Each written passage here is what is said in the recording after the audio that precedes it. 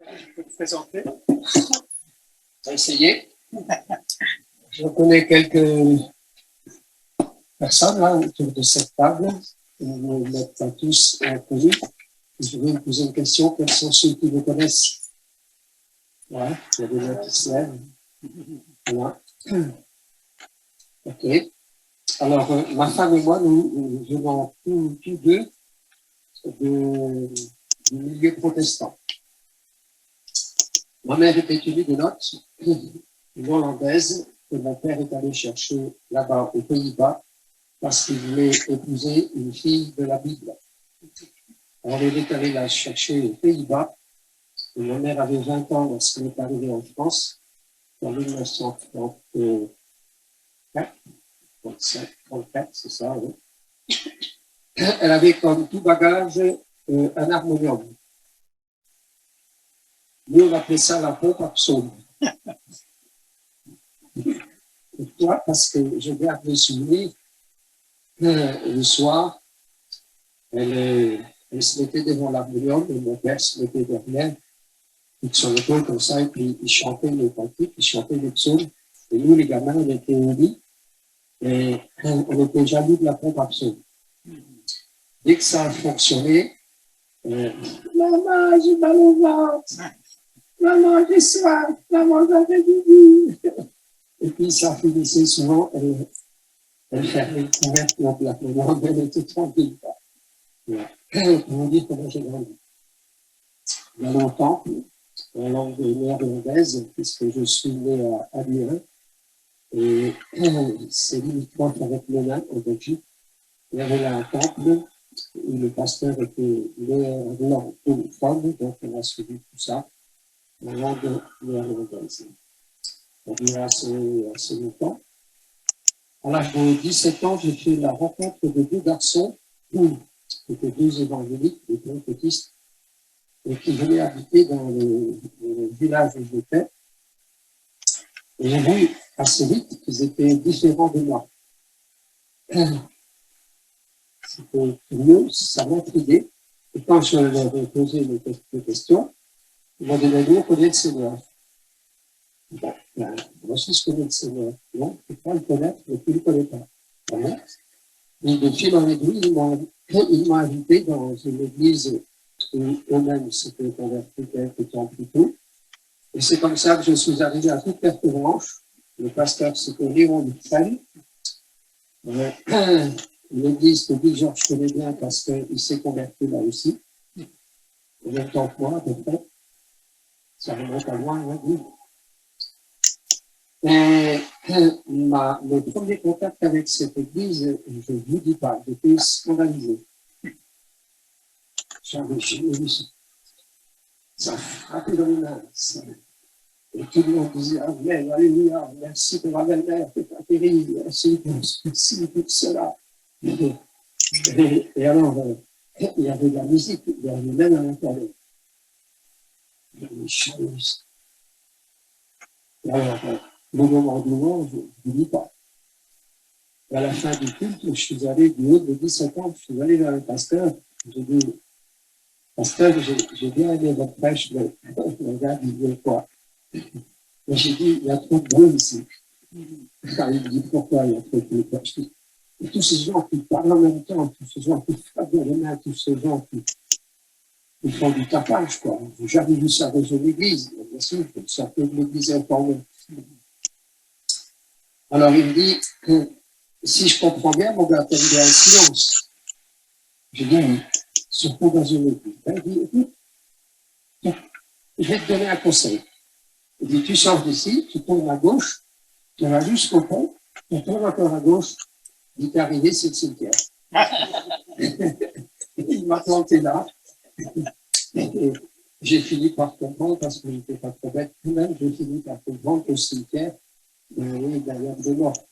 Et ils ne font pas de bruit souvent. Et vous voyez, ça a été le premier contact avec l'évangile. Je suis quand même revenu dans cette église-là, je me suis converti.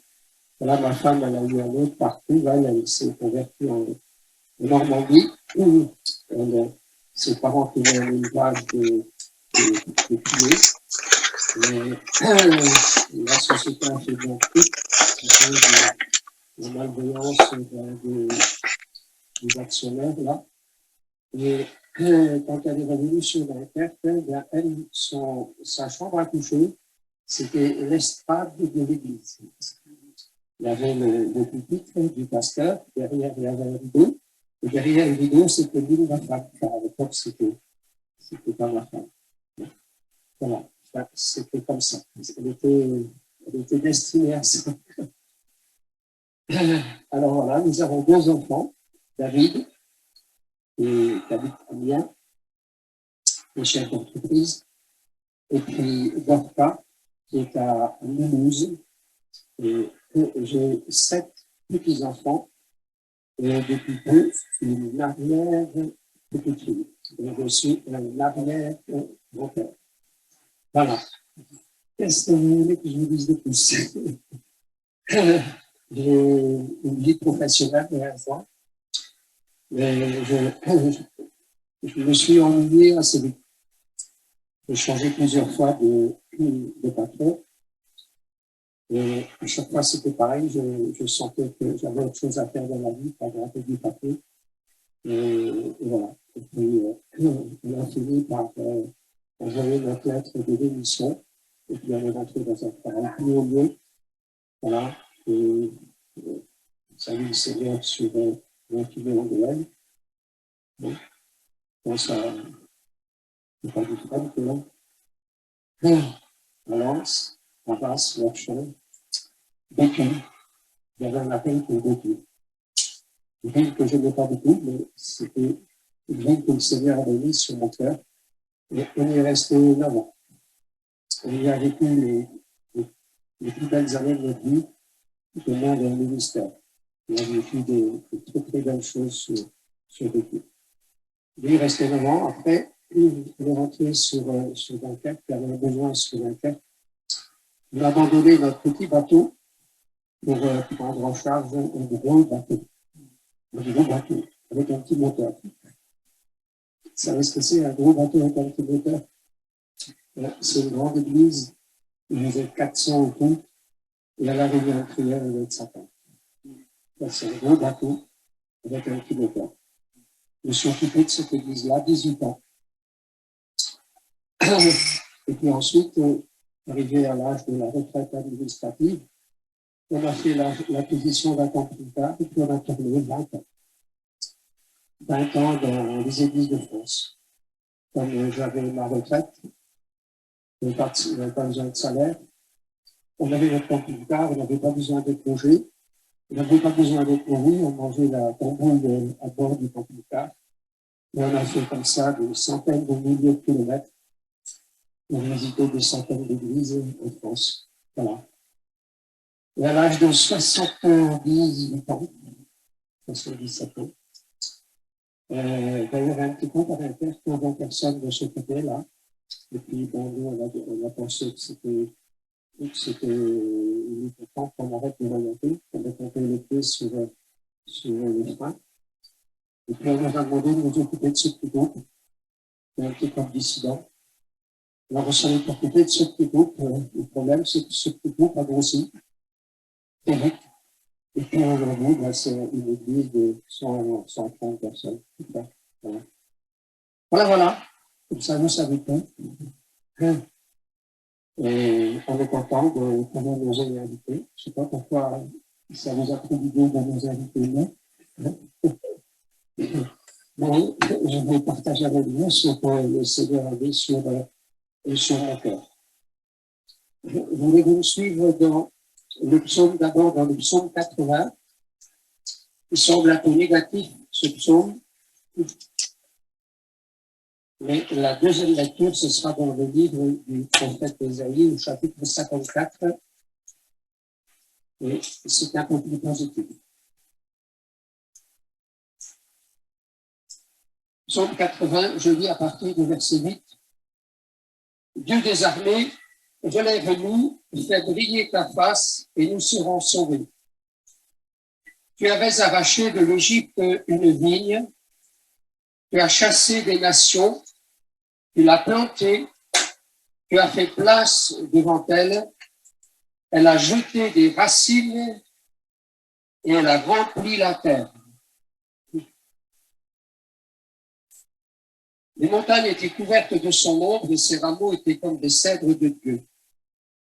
Elle étendait ses branches jusqu'à la mer et ses rejetons jusqu'au fleuve. Pourquoi? Pourquoi as-tu rompu ces clôtures en sorte que tous les passants la dépouillent? Le sanglier de la forêt la ronge et les bêtes des champs en font leur pâture. Dieu des armées. Reviens donc, regarde du haut des cieux et vois, considère cette vigne, protège ce que ta droite a planté et le fils que tu t'es choisi.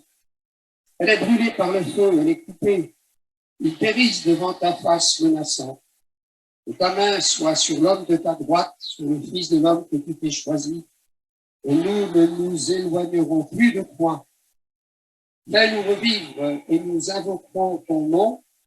Éternel Dieu des armées, relève-nous, fais briller ta face et nous serons sauvés. Et tout le monde dit Amen. On va dans Ésaïe 54. Alors ça commence tout autrement. Réjouis-toi, stérile, toi qui n'enfantes plus. Fais éclater ton allégresse et ta joie, toi qui n'as plus de douleur. Car les fils de la délaissée seront plus nombreux que les fils de celle qui est mariée, dit l'Éternel. Élargis l'espace de ta tente, on déploie les couvertures de ta demeure. Ne retiens pas, allonge tes cordages et affermis tes pieux. Car tu te répandras à droite et à gauche, la postérité envahira des nations et peuplera des villes désertes. Amen.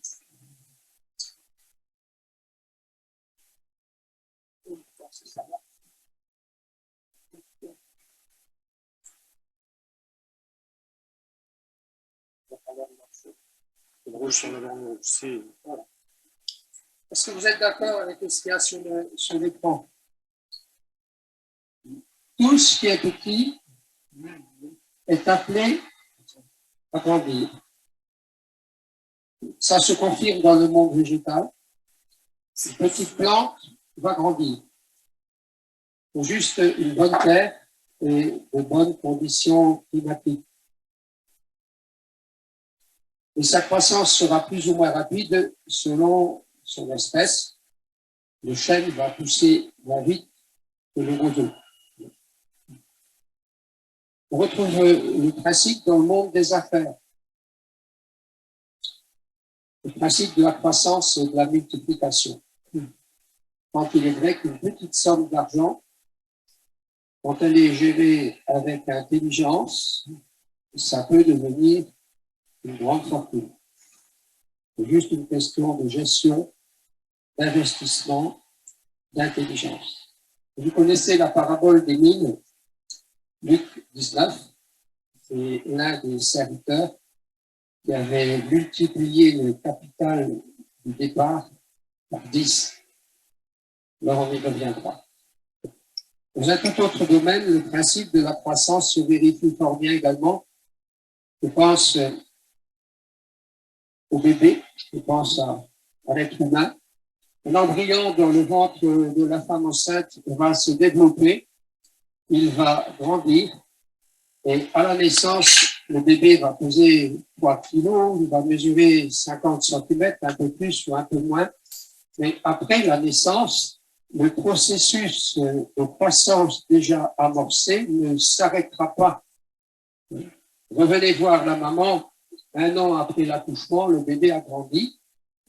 Et s'il pèse toujours 3 kilos et s'il mesure toujours 50 cm, alors vous allez sortir de la maison tout triste.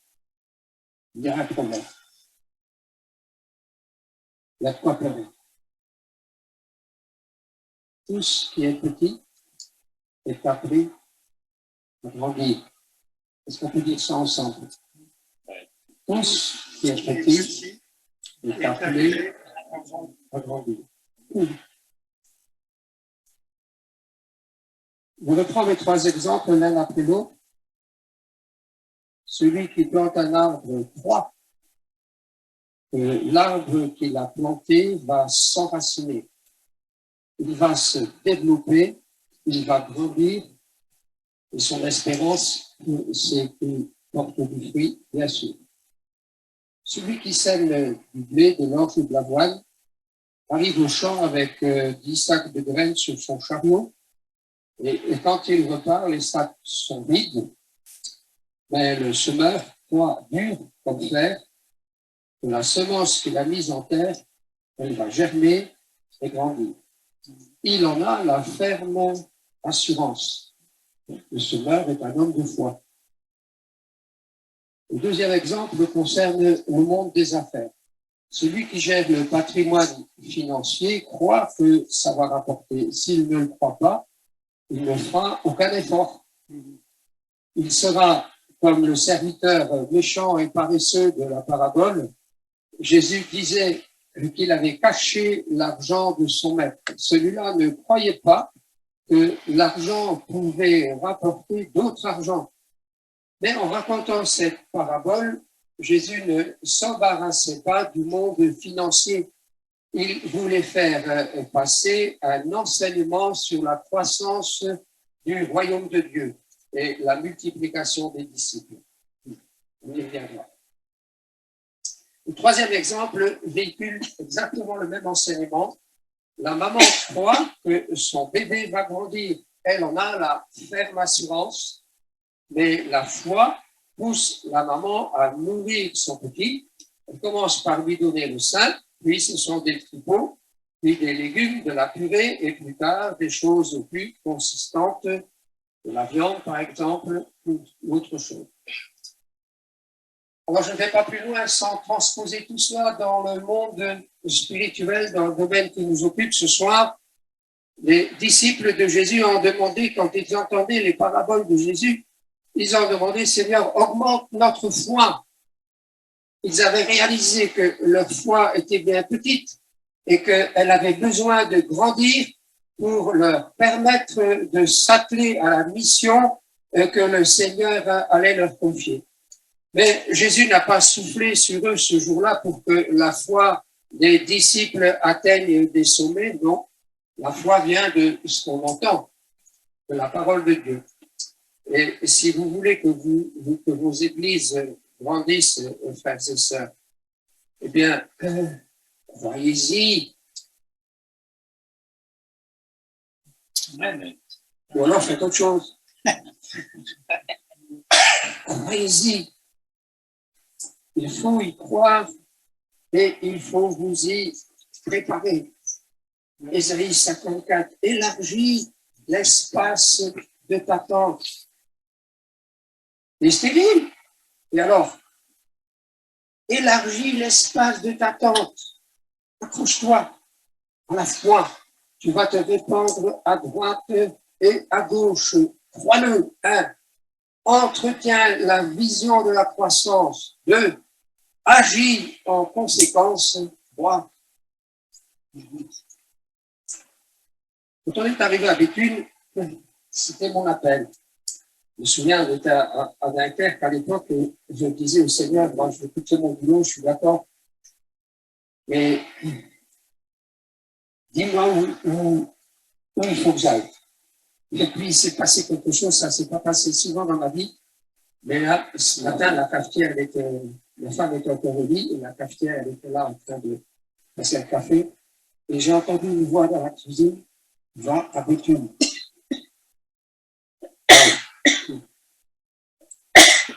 Je passe sur les détails parce qu'on a fait un détour par le bassin Rivier avant d'arriver là où Dieu nous appelait. Et quand on est arrivé là, il y avait une petite poignée de chrétiens. C'était une œuvre pionnière. Et dans les années 70, nous avons commencé par programmer un effort d'évangélisation. Il fallait des chaises, bien sûr. Alors, je suis allé voir les services techniques de la mairie. Je leur ai demandé s'ils voulaient nous prêter nous mettre à disposition des chaises. Alors, le chef de service, là, il me dit, vous en voulez combien? Bonne question. C'est ça, ne va pas répondre. Alors, j'ai répondu par une question. Je dis, vous pouvez m'en donner combien? Il consulte ses fichiers, il dit 150. Waouh, 150 pour le pays dizaine. Ça fait 10 chaises pour les chrétiens et 140 pour les anges. Ils sont tous assis. J'ai envoyé, j'ai dit ça en tremblant, et ils nous ont envoyé les 150 chaises. Il fallait un chapiteau pour les mettre. Là, le chapiteau, on l'a trouvé assez facilement, mais vous savez quoi? Tous les soirs, on l'a rempli. Tous les soirs, on l'a rempli. Et pourquoi est-ce qu'on l'a rempli? C'est parce que tous les collègues autour de moi, ils ont pitié de moi. Ils ont dit de rester, ils ont pris. Et tous les soirs, il y a des gens qui arrivaient de Lille. Ils arrivaient de Calais. Ils arrivaient de Boulogne. Ils arrivaient de Dunkerque. Ils arrivaient d'Asbon. Et tous les soirs, il y avait un bel auditoire. Et vous savez, le monde attire le monde. Et bien, tous les chrétiens qui étaient là, qui venaient un peu de droite et de gauche, ben, ils ont attiré les locaux. Et ceux de la ville sont venus, quelques-uns. Et c'est ainsi que, au bout d'un mois, 6 semaines, on avait notre premier service de baptême, avec 5 personnes. Groupe de fonderie. On avait tout un travail à faire. Et c'est comme ça que ça a commencé. Alors j'aime ce passage de l'Évangile qui rapporte la pêche miraculeuse. Décidément. Ouais, c'est bon, c'est bon. Voilà. Vous connaissez cette histoire dans l'Évangile de Luc, au chapitre 5, versets 6 et 7, où il est dit que les disciples ont pris une grande quantité de poissons, leurs filets se rompaient, ils firent signe à leurs compagnons qui étaient dans l'autre barque de venir les aider, ils vinrent et ils remplirent les 2 barques au point qu'elles enfonçaient. Quelques hommes à bord d'une petite barque n'avaient rien pêché cette nuit-là, et Jésus leur ordonne de jeter les filets de l'autre côté de la barque, de changer leurs habitudes. Ils y ont cru, et il leur a fallu demander le secours, l'aide des occupants d'une autre barque pour embarquer tout le poisson que vous avez pris. Nous allons y revenir un peu plus tard. Et ce jour-là, Jésus ne leur a pourtant pas donné une leçon de pêche, aux frères et sœurs, mais un enseignement sur le succès de l'évangélisation, sur la multiplication et la croissance. Et si vous n'avez qu'une petite assemblée, si vous n'avez que peu de moyens, rien ne vous empêche de fédérer vos efforts, de faire appel à vos voisins, de faire appel aux autres, de programmer des choses ensemble. Faites-le avec la foi, sans laquelle il est impossible d'être agréable à Dieu. Souvenez-vous de la veuve de l'Ancien Testament, c'est la 4 de la Souvenez-vous de la veuve de l'Ancien Testament. Elle était sans ressources, dans le besoin. L'homme de Dieu lui dit d'aller chez le voisin demander des vases vides. Il précise, n'en demande pas un petit nombre.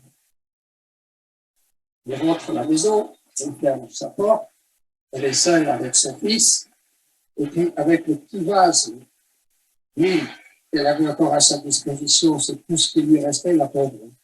Il commence à remplir les vases qui sont là, et ça coule, ça coule, ça coule, super, c'est magnifique, c'est fabuleux, c'est extraordinaire, et ça continue à couler. Et puis voilà qu'elle demande à son fils, donne-moi encore un vase, petit, donne-moi encore un vase, et je pourrais dire plus maman. Qu'est-ce qui se passe? L'huile s'arrête. L'huile s'arrête. Elle a dû se dire qu'elle aurait dû en demander encore un peu plus. Là, si je termine dans la rue un peu plus, je vais encore pouvoir récupérer 5 ou 6 de plus. D'autant plus que l'homme de Dieu lui avait dit, ne demande pas un petit nombre. Alors retenez ça, la multiplication est fonction de la mesure de la foi que nous avons. Je vais ouvrir mon thème ce soir, c'est la 5.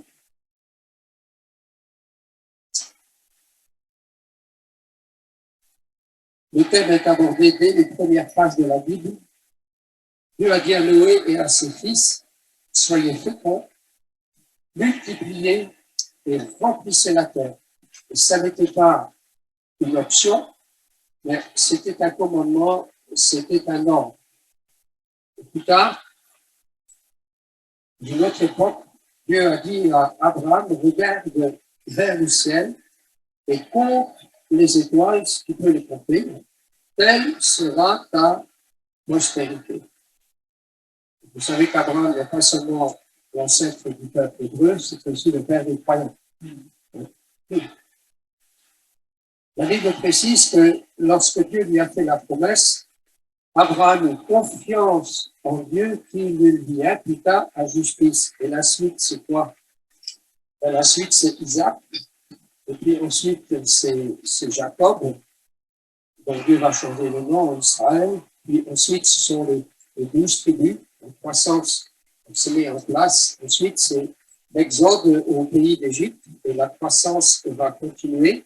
Et elle va continuer à tel point que Pharaon va en prendre ombrage.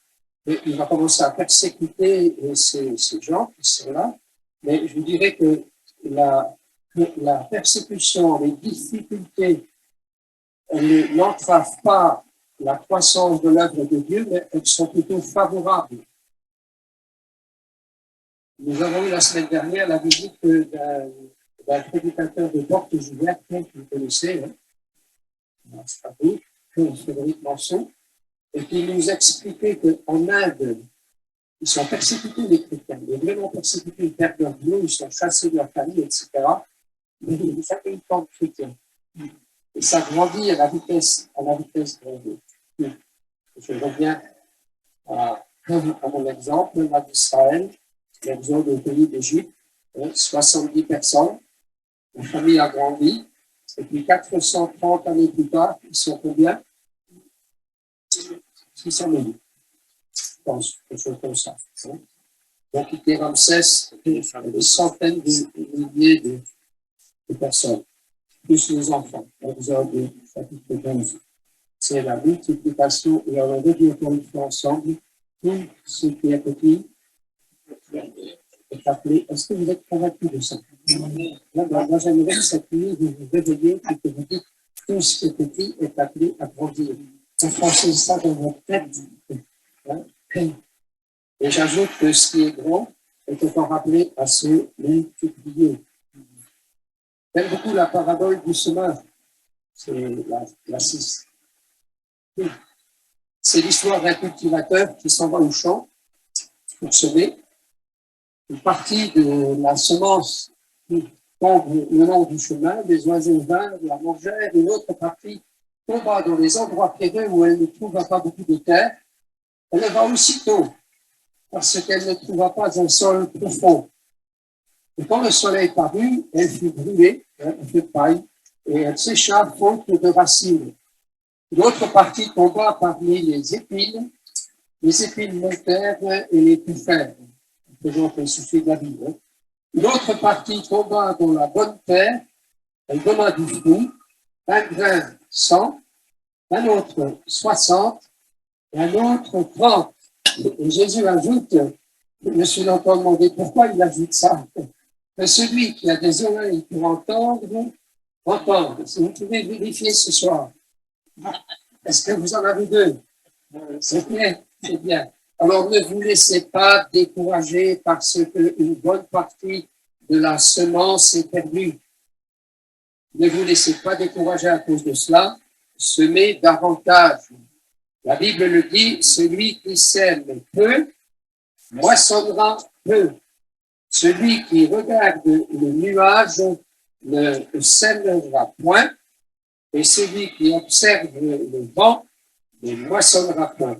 Le livre des Proverbes qui nous dit ça, au chapitre 11 et au verset 4. À cette là. Prends l'exemple d'Abraham, le nomade, qui n'avait pas d'enfant. La famille ne grandissait pas, bien sûr. Et c'est le cas dans beaucoup de nos églises. Les auditoires ne se développent pas. Et ça nous rend parfois bien tristes.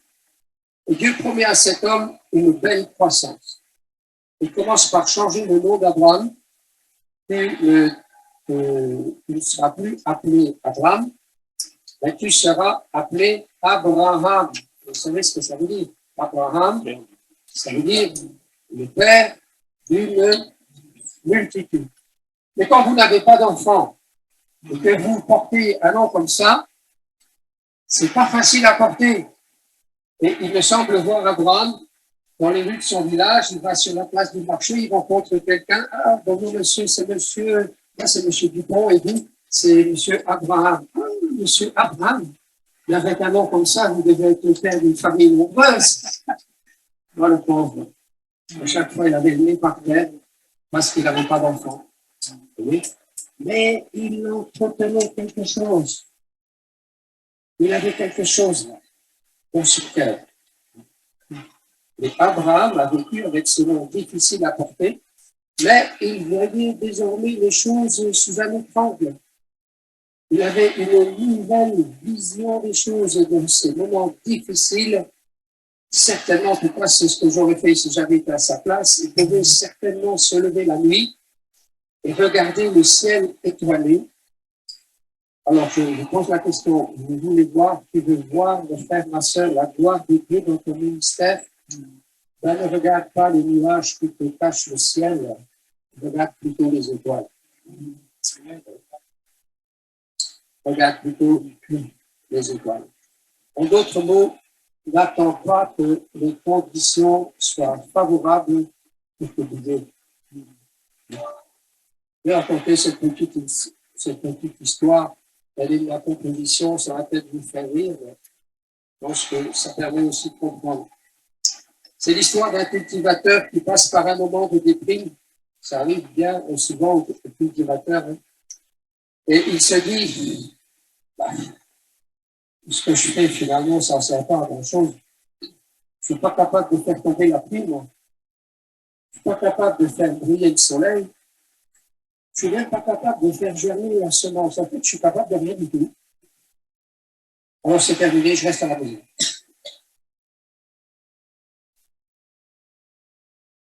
Et Dieu agisse, puisqu'il est souverain. Alors notre gaillard, il reste à la ferme, et c'était le moment de semailles. Là, le lendemain, son épouse, elle était étonnée, dit Joseph, tu n'es pas encore parti au champ, hein? Et le bonhomme répond non, ça ne sert à rien. Je ne peux pas faire briller le soleil, je ne peux pas faire tomber la pluie, je ne peux pas faire germer le grain, je ne peux rien faire du tout, alors je reste à la ferme. Alors la femme qui avait du bon sens, et qui avait aussi un peu d'autorité, elle dit, toi, tu n'as pas la lumière à tous les étages ce matin. Hein. Tu vas te lever, tu vas filer au champ, tu reviens à l'heure de la soupe. Et quand on va semer, eh ben, enlève ta casquette, mon gars. Regarde vers le ciel et tu dis, je ne suis pas capable de faire tomber la pluie. Je ne suis pas capable de faire briller le soleil. Je ne suis pas capable de faire germer les graines. Mais je suis capable de la mettre en terre. J'ai fait ma petite part, Seigneur. Je compte sur toi parce que tu es le souverain. Hein? OK?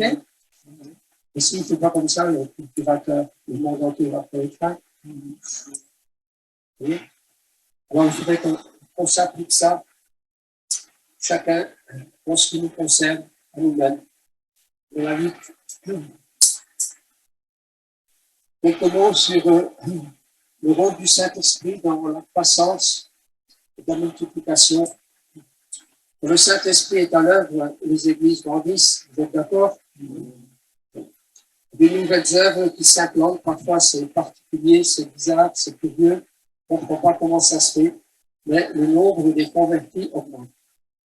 Le jour de la Pentecôte à Jérusalem, lorsque l'Esprit Saint a soufflé sur les 120, la Bible dit que la population de Jérusalem est venue, elle était étonnée, et elle est venue voir ce qui se passait. Et les gens ont été saisis d'étonnement. Ils ont écouté le message de Pierre qui n'y allait pas par 4 chemins et qui leur a annoncé le salut en Jésus-Christ avec la nécessité de se repentir pour le recevoir. Il est revenu aux fondamentaux. C'est ce qu'il faut qu'on fasse. La Bible dit que les gens ont eu le cœur vivement touché et ce jour-là, il y a eu une croissance exponentielle. L'Assemblée est passée de 120 à 3000 personnes. Acte 2, verset 41. Dieu est le Dieu de la multiplication. Et quand la Bible précise que la promesse de la venue du Saint-Esprit concerne le dernier jour, ben je vous rappelle que nous sommes plus proches des derniers jours que ne l'étaient ces gens-là. Hein? Donc, si ces gens-là ont bénéficié de l'accomplissement de la promesse, à combien plus forte raison, nous qui sommes ici ce soir. D'accord? Alors, je vous encourage à rechercher comme tout à nouveau la présence et l'action de l'Esprit Saint. Favoriser l'exercice des dons spirituels à l'occasion des réunions publiques de l'Église.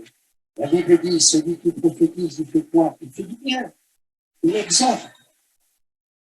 Il console. Il édifie. Encourager ça favorise la croissance. Je pense aussi à la guérison des malades, par exemple. Sans dénigrer en rien les progrès de la médecine, il y a un petit-fils qui est dentiste, hein. Sans dénigrer les progrès de la médecine, je crois qu'il est indispensable de remettre à l'honneur les dons spirituels, et en particulier celui de la guérison.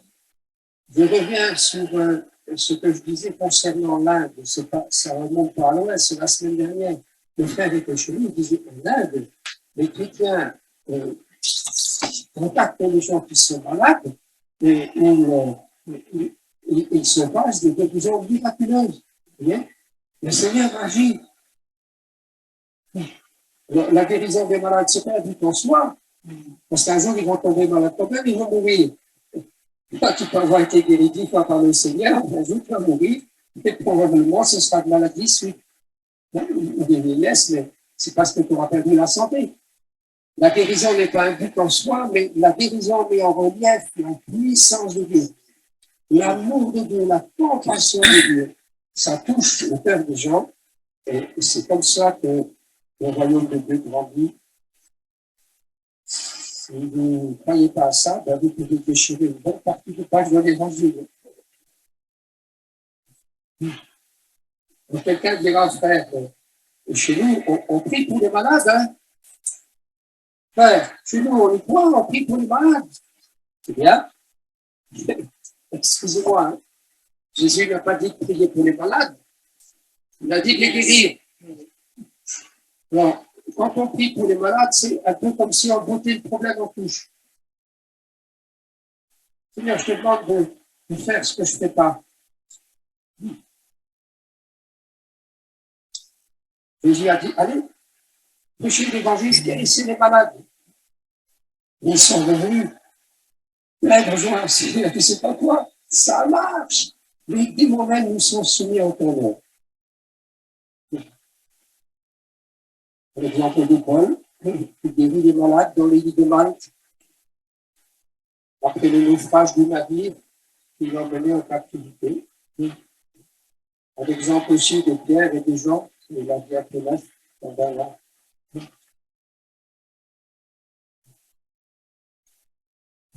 Il a dit argent ni or.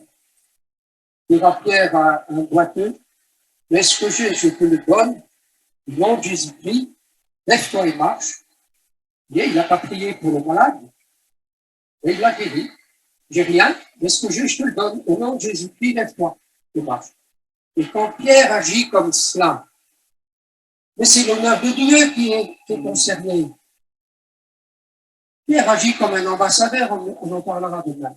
Mais quand un ambassadeur parle, il engage son gouvernement.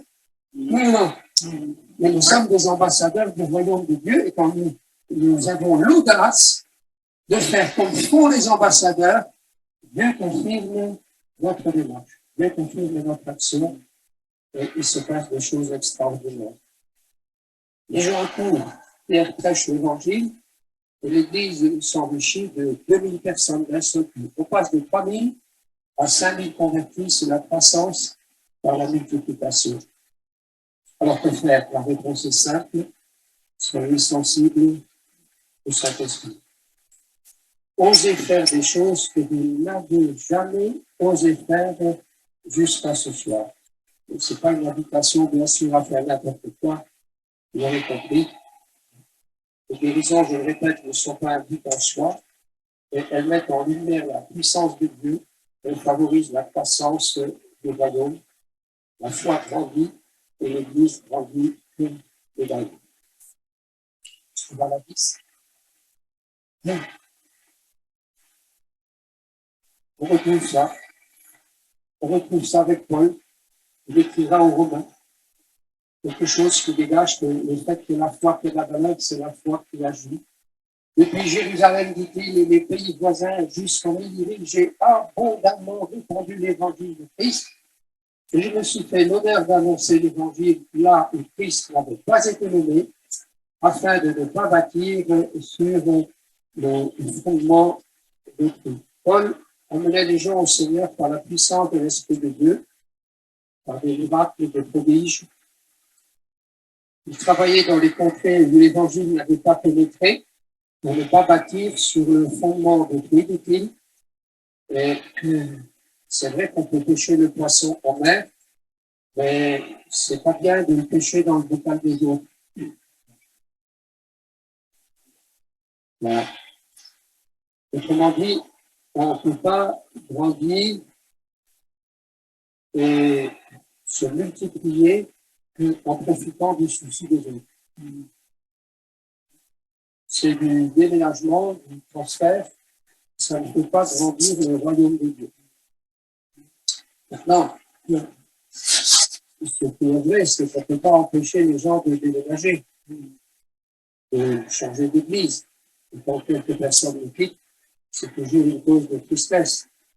Mais, en règle générale, quand ils déménagent, ils emmènent leur caractère avec eux, et ce n'est pas toujours un cadeau. Quand vous recevez des gens qui arrivent d'une autre église, il faut les gérer. Et ce n'est pas toujours facile non plus. La croissance et la multiplication dans la pensée du Seigneur, ça passe par la pêche à l'extérieur. Excusez la comparaison, excusez l'image. Le témoignage personnel des enfants de Dieu, chacun dans sa sphère d'influence. Ça, je crois, ça c'est l'évangélisation. On a baptisé il y a 15 jours une dame, elle s'appelle Marie-Pascale Vapourtin-Dieu. C'est une coiffeuse, elle a un salon de coiffure en Flandre, en Lorraine. Et c'est une femme qui avait été ambutée. Elle avait des marques de strangulation à son cou, très fortes. Et ses mains ressemblaient à des écailles de poisson. Et elle avait parmi sa clientèle une fille qui était membre de notre assemblée. Alors, pendant qu'elle m'a coiffé, elle regardait dans le miroir et elle a vu ses mains. Elle dit, mais qu'est-ce qui vous est arrivé? Vous avez un problème avec le produit Vous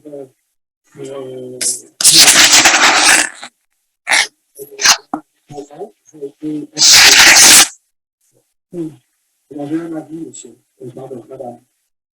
Et puis, forcément, elle a raconté son histoire. Et puis, une fille qui était membre de notre assemblée, elle a été chez elle, et puis ils ont parlé de tout ça. Ils ont prié. Et puis, on s'est converti, on a compris. Elle a été retournée pour ça. Quand elle est arrivée à l'église pour la première fois, le travail était fait. Donc, il est vrai que le poisson, on va le chercher en mer. Et quand le poisson il est pris dans le filet, on peut l'amener au port. Mais pas avant. Vous pouvez jeter le filet dans les eaux du port. De temps en temps, vous récupérez en avant une sardine ou une vélo. Vous comprenez ce que j'essaie de vous faire passer quelque chose là. Les évangélistes en puissance, c'est pas celui qui a le don d'évangéliste selon Éphésiens. Hein. Les évangélistes en puissance, ce sont les membres de nos assemblées. Chacun dans sa sphère d'influence. Pour en revenir à Marie-Pascale, quand elle est arrivée à l'assemblée, elle a pris contact, bon, elle m'a cheminé, et puis donc, elle a été prête à être baptisée, vous savez quoi? Elle est revenue avec une de ses employées, qui était étonnée par le comportement, le changement chez sa patronne. Elle est emmenée en plus avec elle a amené deux de ses clients. Bon, là, j'étais content. Ça, c'est l'évangélisation. Et c'est pas le travail de l'esprit. Chaque éclair est un ambassadeur en puissance. Je t'amène une mauvais.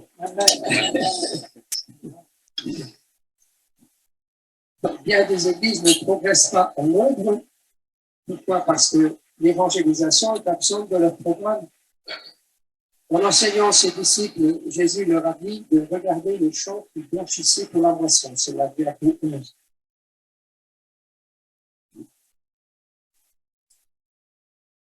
Mais eux, ils n'avaient pas la même vision que lui. Eux, les champs, ils étaient encore verts, ils étaient loin d'être moissonnés. Mais c'était encore 4 mois. En fait, ils s'arrêtaient à l'aspect formel des choses. C'est souvent ce qu'on fait. Alors que Jésus voulait les amener à voir la moisson qui allait venir. Il voulait changer leur regard, leur vision des choses. Une vision, ça se partage. Souvenez-vous du serviteur d'Élysée, près de la ville de Dothan, dans l'Ancien Testament. Hein. Les Syriens assiègent la ville, ils sont nombreux, et l'homme prend peur en voyant les soldats ennemis, et il interpelle Élysée en disant, mais comment est-ce que nous allons nous en sortir? On fera comment? Et lui, il s'arrêtait à ce qu'il voyait. Et l'homme de Dieu répond, ceux qui sont avec nous sont plus nombreux que ceux qui sont contre nous. Et alors, il invoque le Seigneur, dit, Seigneur, ouvre-lui les yeux, change sa mentalité, change sa manière de voir les choses. Et la Bible dit que Dieu a répondu, et Dieu ouvrit les yeux du serviteur, qui tout à coup voit la montagne pleine de chevaux et de chars de feu. Qu'est-ce qui s'est passé? Ben, sa vision a changé, tout simplement. Si dans une assemblée, il n'y a pas la vision de la croissance et de la multiplication, ben, elle ne se développera pas, cette assemblée-là. Si tu veux que ça se développe, il faut que tu aies la vision du développement de la croissance, que tu portes ça dans son cœur. Et si tu ne vois rien, ben, tu fais comme Abraham. Tu dis, Seigneur, je m'appelle Abraham, je suis père d'une multitude et je suis sans enfant. Mais je regarde vers toi, je m'attache à ta promesse. Tu as dit que tu serais le père d'une multitude, et j'y crois.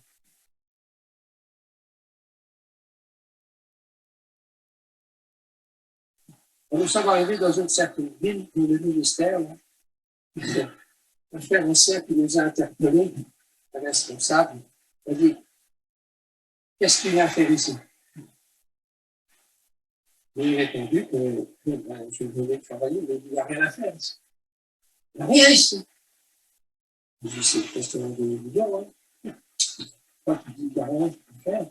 Moi, je suis venu ici parce qu'on a un travail fabuleux. Vous ne voyez pas la même chose que moi. Il y a plein de choses à entreprendre. Et pour en revenir à Jésus, il a voulu changer la vision de ses disciples. a voulu communiquer la vision de la croissance, de la multiplication. Il voyait plus loin que le groupe des 12. Il voyait plus loin que le groupe des 70. Il voyait plus loin que le groupe des 120. Il voyait plus loin que les familles dans la chambre haute. Il voyait plus loin que les 5000. Il voyait déjà l'évangélisation qui allait se répandre partout dans le monde connu de l'époque. Une multitude d'ambassadeurs allaient propager la bonne nouvelle de l'évangile jusqu'aux extrémités de la terre. Pour la femme samaritaine, il s'est converti. Jésus a interpellé ses disciples. Je reviens sur mon verset. Ne dites-vous pas qu'il y a encore 4 mois jusqu'à la moisson? Regardez les champs qui blanchissent pour la moisson. Jésus voyait quoi? Quand Jésus voyait la femme samaritaine devenir une évangéliste dans un endroit difficile où Juifs et Samaritains n'avaient pas de relation.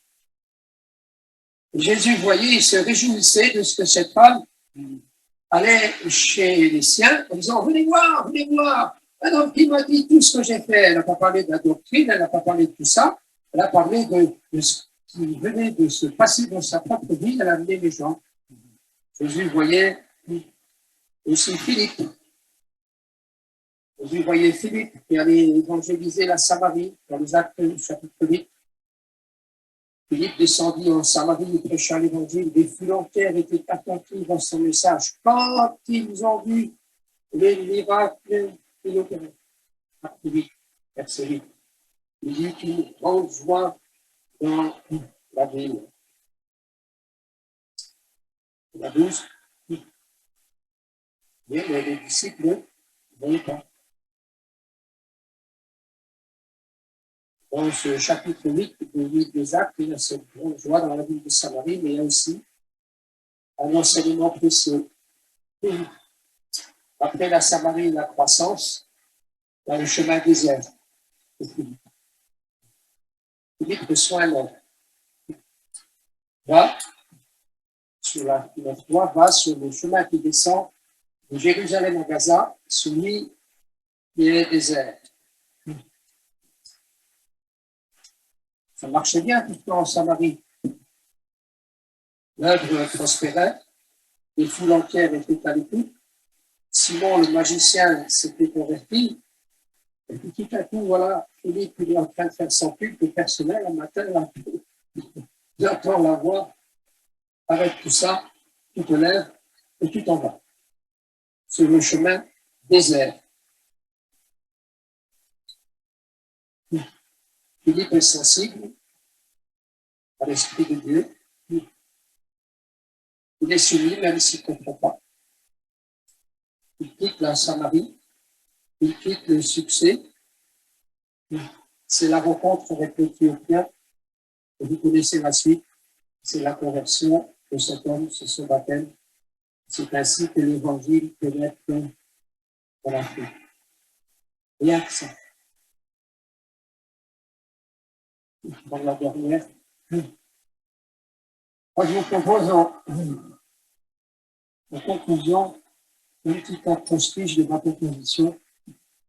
Je résume un peu ce qu'on a vu. Apprenez à rouler en scooter. Est-ce que c'est un scooter? Voilà, le S, soyez sensibles au Saint-Esprit. Esprit du Saint-Philippe, lève-toi et va. Et Philippe, il est sensible à ça, il sait qu'il y a une tâche à faire. Il connaît les Écritures. Il connaît les Écritures, pourquoi? Parce que quand il entend l'Éthiopien qui lit le livre du prophète Ésaïe, il va intervenir. Il est obéissant sur Philippe. La Bible nous dit qu'il n'a pas discuté, il a obéi à la voix. C'est aussi un observateur. Vous voyez, si vous êtes quelque part, demandez au Seigneur, si vous êtes dans un transport en commun, par exemple, demandez au Seigneur, Seigneur, il n'y a pas quelqu'un ici, là, qui est dans une situation particulière, qui a besoin de toi. On va voir ce qui va se passer. Vous savez, je me souviens, On n'a pas toujours l'audace d'aborder les gens. Hein. Mais j'étais dans un RER dans la région parisienne et j'avais le petit livre de Philippe Calabria, Ça change la vie. Et j'ai fait une petite expérience. J'ai mis ce petit livre juste à côté de moi.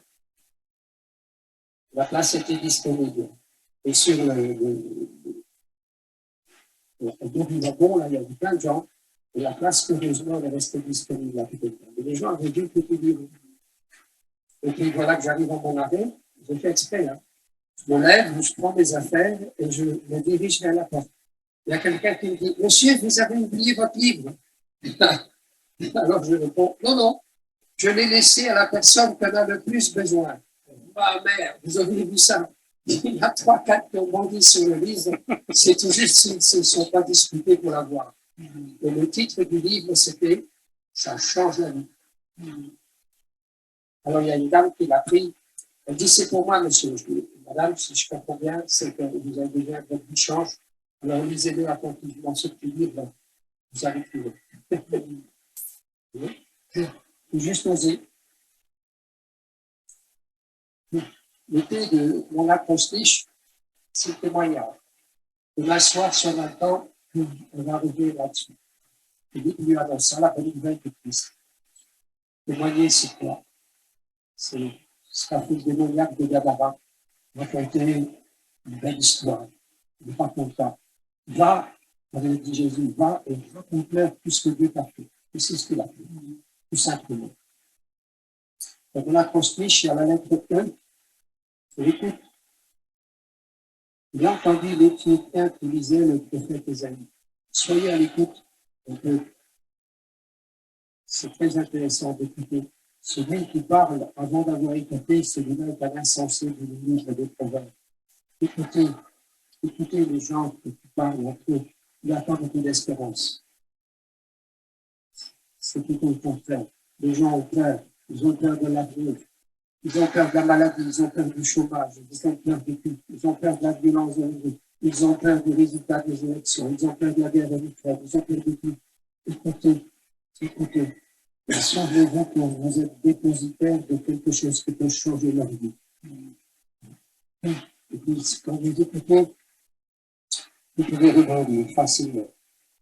C'est ce qu'a fait Philippe. Tu comprends ce que tu dis? Et on connaît la suite. Bon, pour problème. Et puis, voilà. Il a vu Philippe a monté sur son char. Et il y avait quelques instants, l'homme se convertit et il est baptisé sur le champ. Je vais rebondir sur beaucoup. Il y a beaucoup de possibilités de rebondir. Et vous êtes à l'écoute des gens. Quand vous leur témoignez un peu d'intérêt, un peu d'empathie, et qu'ils vont commencer à parler de leurs problèmes, vous pouvez rebondir sur ce qu'ils vont partager et leur apporter le message de l'évangile. Voilà ce que je voulais partager avec vous ce soir. Alors, si vous avez quelques questions, vous pouvez les poser maintenant.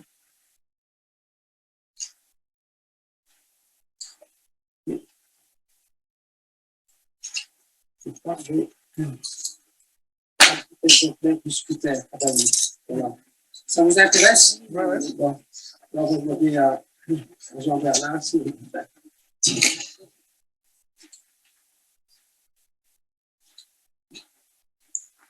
Alors, je vais c'est ma chère qui est passée.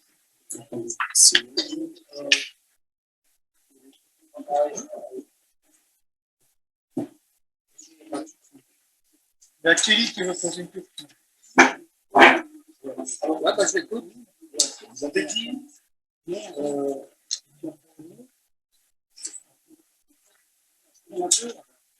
oui, qu'est-ce que j'ai dit?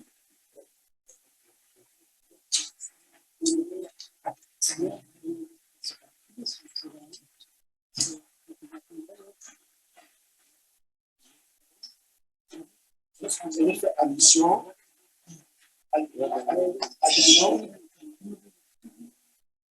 Oui. Ah, mais ils peuvent reporter. Oui. Vous faites allusion.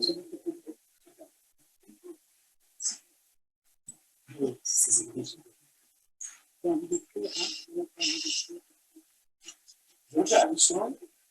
faut bien aimer tout de suite notre église, Ouais. et puis qui vont ailleurs. C'est une tristesse que toute l'église a abandonné. Mais vous avez dit aussi que là où ils sont partis, il faut bien gérer la situation. Parce que le caractère. La question, c'est que doit faire le pasteur pour que ce soit les chrétiens qui ont quitté l'église. La réponse, elle est ici autour de la table. Vous êtes plus nombreux que moi, vous avez l'expérience de ces choses aussi. Que feriez-vous, que faites-vous? Quelqu'un qui arrive, si je demande à Guy Georges, je sais la réponse. Quand Guy Georges reçoit quelqu'un qui vient d'une autre église, ben, il appelle le pasteur de l'ancienne église et puis il dit, ben voilà, il faut que tu saches que Madame Hôtel, elle vient chez moi. Ça ne fait pas plaisir, généralement. Il faut en parler. Donc, Fred lui disait, si tu veux que les gens restent chez toi, arrange-toi pour qu'ils aient chaud aux pieds et qu'ils aient du foin au râtelier. Il avait des méthodes assez bizarres, mais c'était quand même une sagesse. Quoi. Si tu veux que les gens restent chez toi, cultive ta relation avec le Seigneur et que la nourriture que tu leur transmets, ce soit une bonne nourriture. Ils n'auront pas envie d'aller manger ailleurs s'ils sont bien nourris. Il disait aussi, arrange-toi pour qu'ils aient chaud aux pieds. Ça, c'est pas si ça véhicule une doctrine. C'est ce que qui disait le sacrifice n'a pas de c'est bien pour la femme.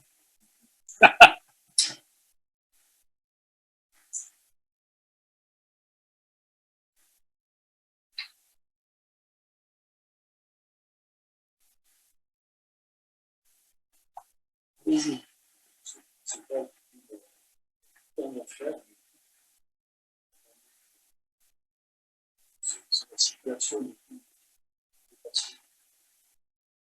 une souffrance. Comme ça, je sais le juste, le biblique, c'est ce qui nous a parlé ce soir, nous aide à chanter. On a des pastorats, c'est affreux. C'est affreux, les églises ont connu une croissance, une difficulté. Je suis mal, on reconnaît ce qui n'est pas arrivé. Ouais. C'est pour ça que j'ai lu le psaume 80. Regardez bien le psaume 80.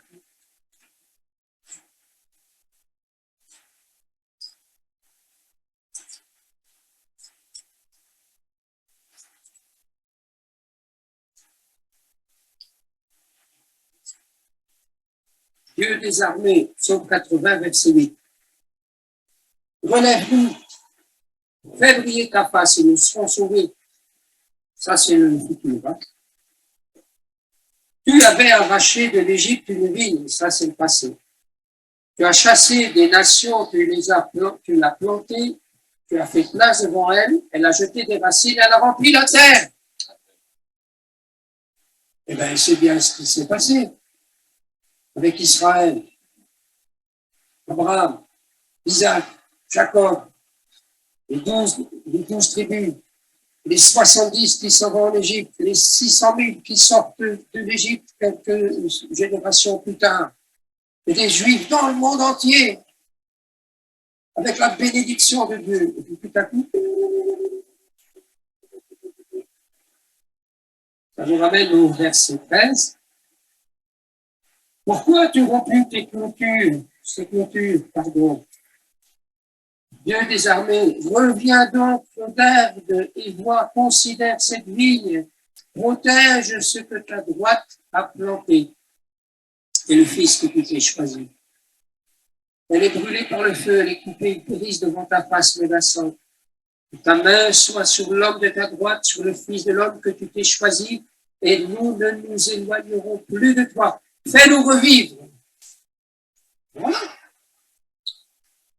fais nous revivre et nous invoquons ton nom.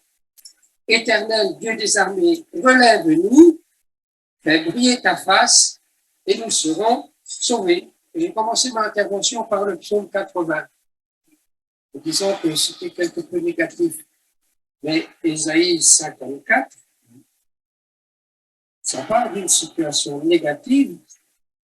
Et l'Esprit de Dieu dit, réjouis-toi, stérile. Comment ça, je ne peux pas me réjouir, puisque je suis stérile? Réjouis-toi, mais tu peux te réjouir en espérance. Si aujourd'hui tu ne peux pas te réjouir parce que tu n'es pas en bonne santé, tu peux te réjouir parce que demain ça ira mieux. Réjouis-toi en espérance. Tu peux te réjouir d'aller au ciel, oui ou non? Quand tu n'y es pas encore, ben, tu te réjouis en espérance. Je sais que je suis sauvé. Oh là là, je suis content. Je suis sauvé. Mais tu n'es pas encore au ciel. Mais c'est pareil, mon frère, c'est pareil. Reste pas avec un esprit de désolation. C'est un constat, il n'y a rien qui va, c'est la bérésia, c'est bien fait nous revivre. Et il faut peu de choses, il faut peu de choses. Et juste un peu d'audace. Je rencontre quelqu'un, il dit, écoute, quand je te vois, j'ai compassion. Ça me fait mal au cœur de te voir. J'ai quelque chose pour toi. J'ai quelque chose qui peut changer ta vie. Ose le faire, ose le faire. Peut-être on va se fiche de toi. Et vous croyez qu'on ne s'est pas fichu d'Abraham? Des gens ont demandé, tu t'appelles comment? Tu t'appelles Abraham. Abraham? Tu dois être le père d'une famille nombreuse. Mais il a cultivé ça. Il dit, Seigneur, on se fiche de moi. Isaïe disait, je ne parlerai plus de lui. Tout le monde se moque de moi. Je suis tous les jours un objet de ma vie. C'est fini, je ne parle plus. C'est pas possible. Il y a dans mon cœur un feu dévorant. C'est ça qu'il nous faut. Juste rallumer. Brûler le feu.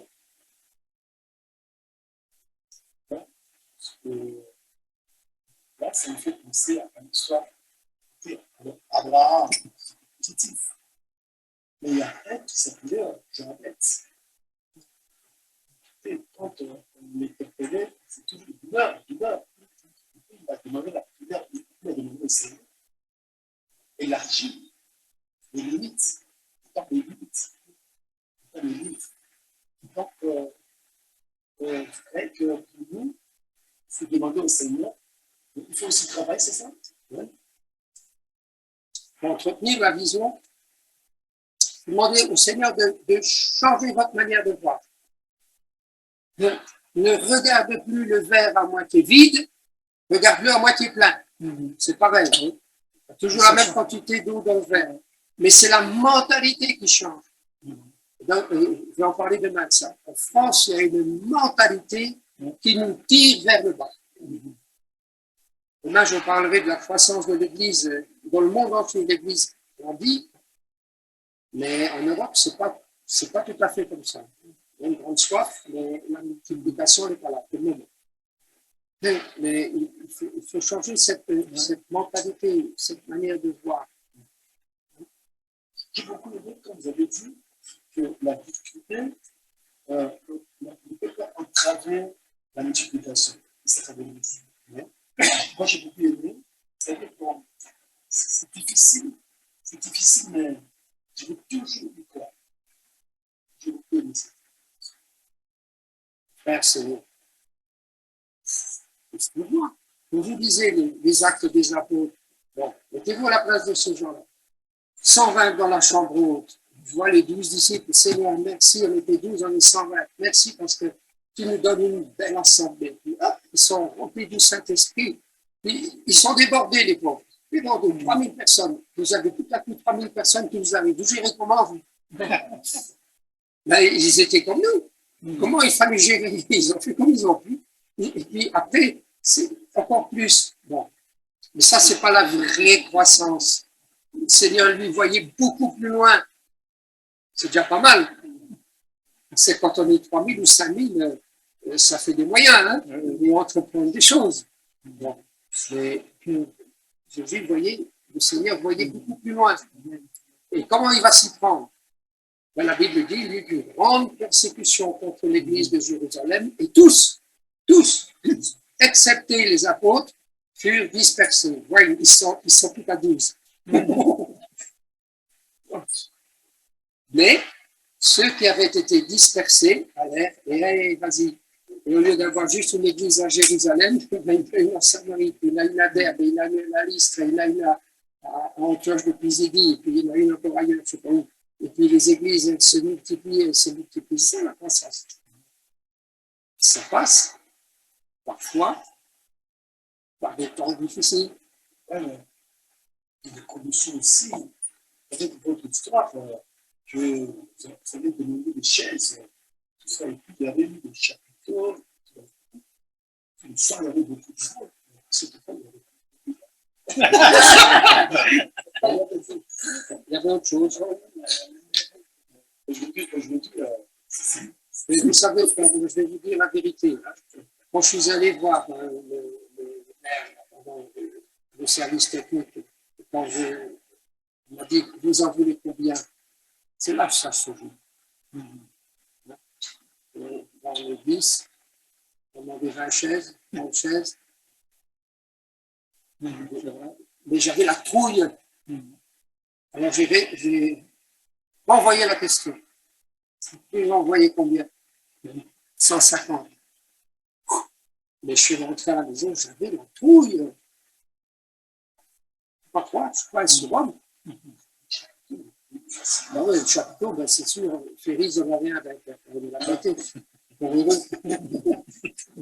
Mais j'avais vraiment peur. Vous voyez? Mais le Seigneur honore. Le Seigneur honore. Et là où nous, on est arrivé au bout, ben lui, il se glorifie. C'est ça qu'il faut trouver. C'est ça, c'est la fraîcheur du départ. C'est ça.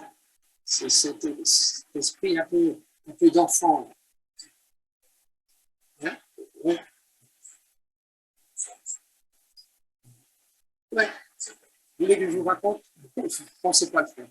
Quand on est arrivé à Catherine, j'étais reçu comme ça. Qu'est-ce que tu viens de faire ici? Alors, c'était pas ça. Je dis, qu'est-ce que tu viens de foutre ici? Il n'y a rien à faire ici.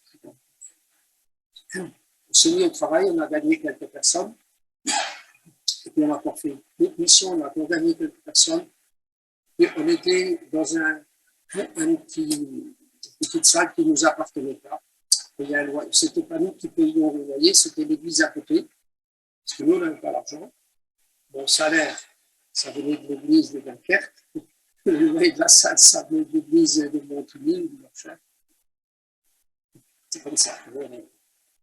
Mais il nous fallait un local parce que les gens arrivaient. C'est quoi? On apprend qu'il y a une dancing qui est à 3500 mètres carrés derrière, 1500 mètres carrés devant, ça fait 5000, une salle de 300 places et un logement de fonction.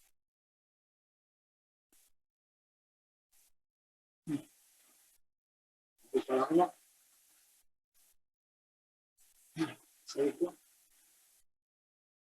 On a assisté à la vente aux enchères à l'autre justice.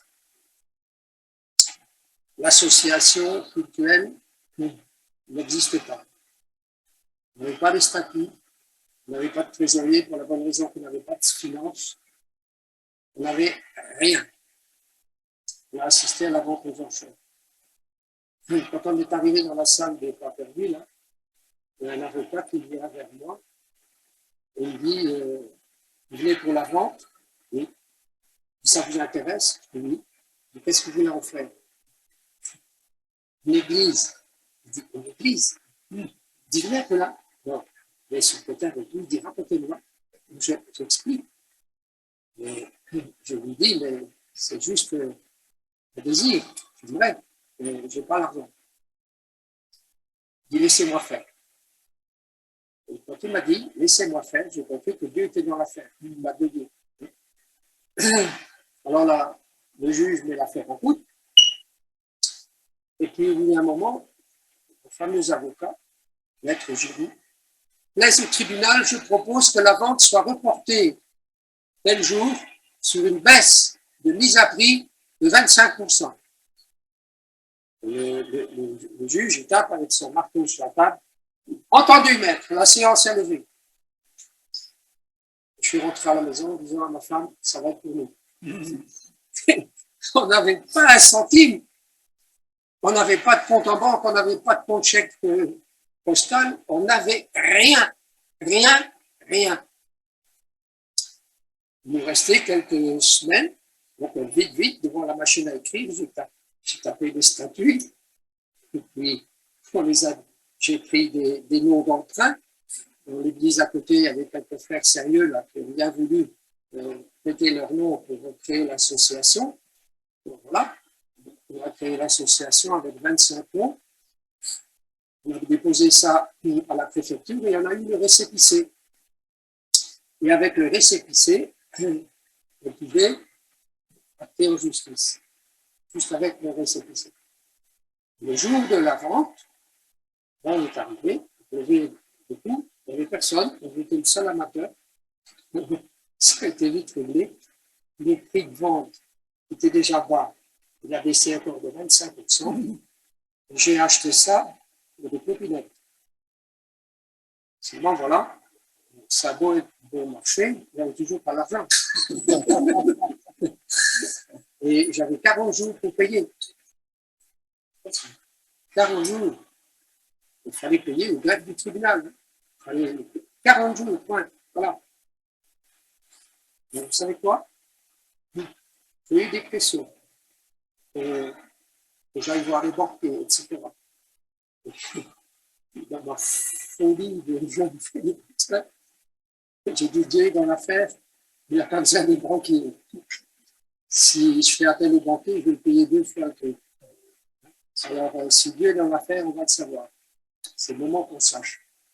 Le 40e jour, il manquait encore 10 millions de centimes. Ils sont arrivés au courrier du matin.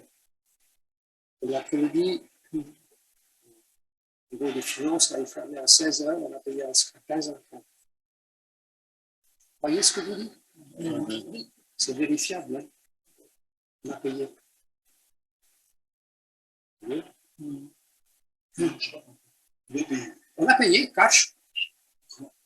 Avec l'argent qui est arrivé. Et on a vu des choses. Pas de la banque. Non, pas de la banque. On n'a pas eu un centime à la banque.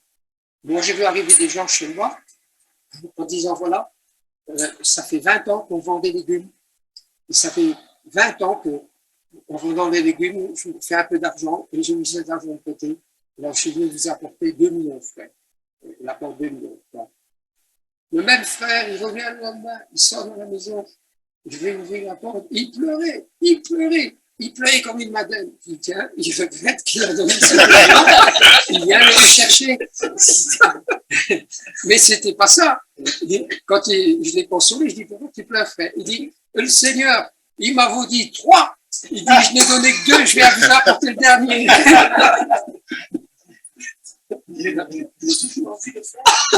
Non. Mais des choses comme ça, ça encourage la foi. Ça encourage, c'est des choses comme ça qu'il faut revoir. Des choses. Quelqu'un a écrit le succès est un enfant de l'audace. Le succès est un enfant de l'audace.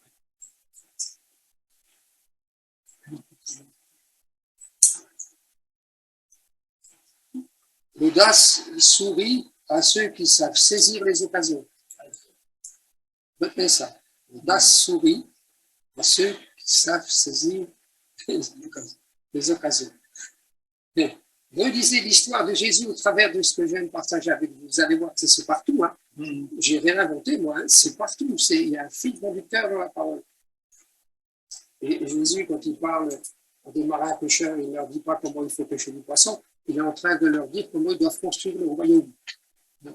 Quand il dit jetez vos filets de l'autre côté de la barque, est-ce qu'il y connaît, lui, le charpentier? Il ne connaît rien du tout. Il est en train de leur dire que quand il y a quelque chose qui ne marche pas, il ne faut pas continuer à le faire, il faut faire autrement. Jetez vos filets de l'autre côté de la barque. Alors, imaginez une barque. On a l'habitude de pêcher le poisson comme ça. On fait ça depuis 20 ans. On pêche le poisson et on met le poisson là. Et puis voilà, il y a quelqu'un qui dit, ben, il faut que tu pêches de l'autre côté. Pourtant, il suffit simplement, il veut que je pêche là. Je vais faire virer la barque. Et je vais continuer à faire ce que je fais depuis 20 ans. Parce que le bateau, il est conçu comme ça. On a l'habitude de faire comme ça. Papa, il faisait comme ça. Grand-papa, il faisait comme ça. Alors, je fais comme ça. Mais non! Jésus, il a dit, si ça ne marche pas, arrêtez et faites autrement. Arrêtez de faire ce qui ne fonctionne pas. Changez vos manières de faire. C'est ça qu'il veut dire, Jésus. Alors, remettez-vous dans la peau des disciples là, qui sont à bord du bateau. Il faut qu'ils mettent les filets de l'autre côté. Ils vont les remonter. Ils vont passer au-dessus des banquettes. Et le bateau, il va tanguer. S'ils ne font pas attention, il y en a un qui va tomber à la flotte. C'est ça, hein? C'est ça, hein? Voilà. Et moi, j'ai quelques années de ministère. Les moments les plus pénibles dans la vie d'une église, c'est quand j'ai voulu changer quelque chose. Voilà. On a toujours fait comme ça, frère. Voilà. Ça, c'est tout en France. Ça ne va pas, mais tu continues à faire pareil. Ça ne va toujours pas, mais il faut persévérer. Change ta manière de faire.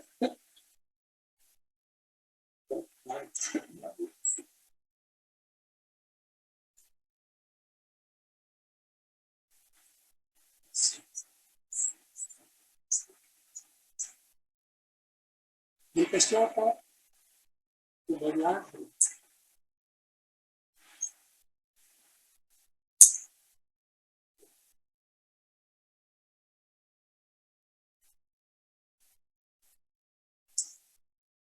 Je propose que on prie peut-être.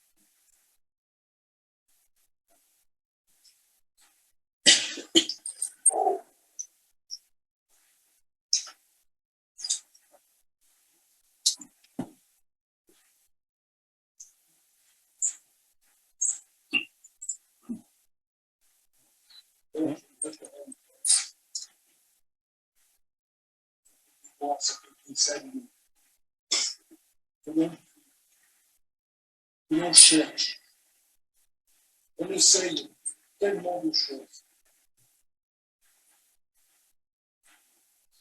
Par contre, je pense que tu as beaucoup de clés ce soir. Il nous a parlé.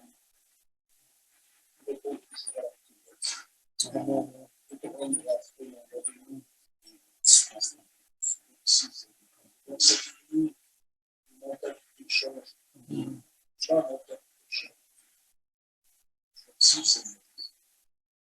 Parce qu'avec toi, nous allons voir une belle et de belles choses. Merci à vous.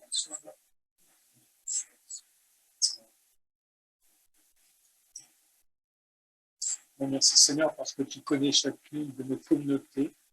Seigneur, tu nous connais par cœur. Seigneur, tu vois, ce soir, oui, merci pour notre frère, tout ce qu'il nous a partagé. Peut-être que tu nous as partagé ta parole, ce que tu dis, Seigneur.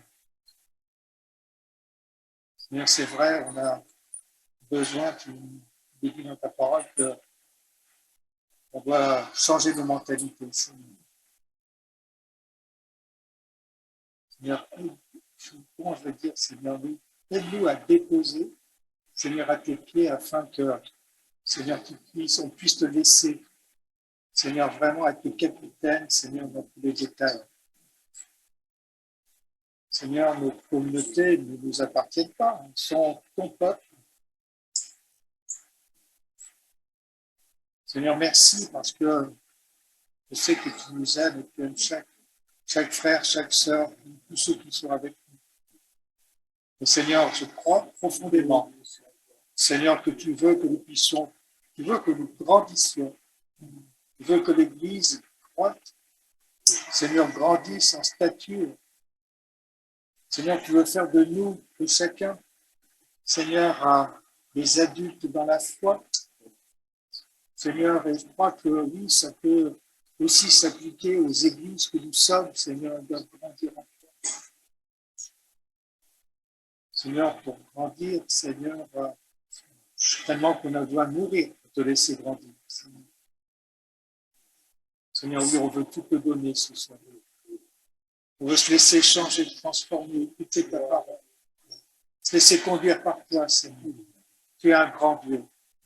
Seigneur, l'avenir avec toi, il est glorieux. Seigneur, on ne veut pas regarder tout ce qui nous a déçus dans le passé. Seigneur, oui, on veut regarder ce qui est au-dessus des nuages. Seigneur, merci. Merci de nous encourager. Seigneur, tu es un Dieu vivant qui vit aujourd'hui. Et tu veux sauver, Seigneur, les hommes qui sont avec nous et autour de nous, Seigneur. Seigneur, oui, merci. On s'incline devant toi. Seigneur, on veut t'écouter. Merci. Amen. Merci, Seigneur, parce que tu es le chemin, la vérité, la vie, la résurrection. Seigneur, cette vallée doucement, toute avancée, tu as fait profit. Rien n'est impossible à toi. Si nous voulons ce soir proclamer ta puissance, si bien pour nous qui sera. Seigneur, nous voulons renouveler notre foi, cette foi active qui se lève. Nous ne regardons pas aux circonstances, mais les yeux fixés sur Jésus. Seigneur, nous te disons, nous marchons et glorifions.